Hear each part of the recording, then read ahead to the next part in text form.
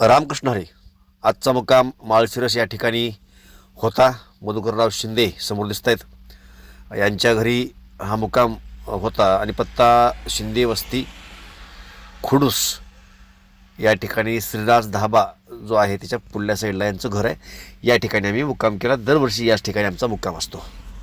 नातेपोतेनंतर माळशिरस या ठिकाणी मुक्काम येत असतो. माऊलीचा मुक्काम माळशिरसला असतो आणि आमचा माळशिरसचा मुक्काम हा खुडूस गावी शिंदे यांच्या समोर दिसत असलेल्या लोकेशनच्या ठिकाणी असतो.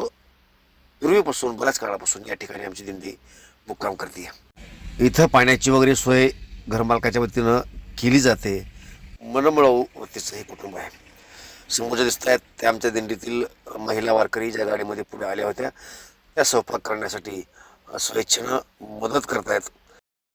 श्री हरी सहधावन होते नाम घेता पुराते जीवन जीविकरी कुर्वान हे पूर्ण ब्रह्म उदरवरण हे दानी जे यज्ञ कर्म जय जय रघुवीर समर्थ.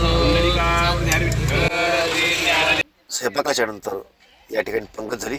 पंगत ही मुक्ताताई यादव आणि सुनंदाताई पाटील या दोघा भगिनींच्या वतीनं ही आजची पंगत झाली आणि या पंक्तीचा लाभ आमच्या दिंडीतील सर्व वारकरी घेत आहेत.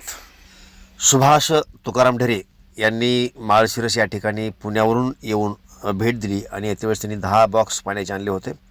या पंक्तीसोबत आम्ही पाण्याचे बॉक्ससुद्धा या ठिकाणी वाटप केले. प्रथम या दोघांचेही मनस्वी आभार वारकऱ्यांच्या वतीनं मी त्यांचे आभार व्यक्त करतो. त्यांच्या कुटुंबाला सुख समाधान भेटो, त्यांच्या कार्यामध्ये त्यांना यश भेटो अशी पांडुरंग चरणी प्रार्थना. समोर जे दिसत आहेत ते आमच्या वारीमध्ये सहभागी असलेले माझे 2 भाचे आणि माझा पुतण्या. आमच्या महिला वारकऱ्यांना भांडे वगैरे ते घासू द्यायचे नाहीत. पूर्ण वारीमध्ये यांनी अतिशय चांगलं काम केलेलं आहे. म्हणजे महिला भांड्याला बसल्याच्या नंतर एक अर्धा घंटा तरी भांडे व्हायचे नाहीत, एखादा तास लागायचं. हे 10 मिनटामध्ये जिकडे तिकडे भांडे घासून स्वच्छ करून ही तरुण पोरं बाजूला करायचे. त्यामुळं यांचंसुद्धा विशेष करून कौतुक झालं पाहिजे. गणेश सोमवंशी, माऊली सोमवंशी आणि प्रथमेश जाधव या तिघांचं विशेष आभार. त्याचबरोबर भागवत साळुंके हाही तरुण या वारीमध्ये सहभागी आहे.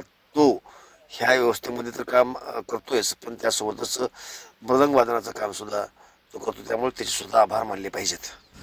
दुपारचे जेवण झाल्याच्या नंतर दररोजच्या प्रमाणे 5च्या जवळपास हरिपाठ चालू होतो आणि नंतर भजन होतं. त्याप्रमाणे याही ठिकाणी शिंदे यांच्या घरी हरिपाठ झाला आणि नंतर भजनसुद्धा झालं.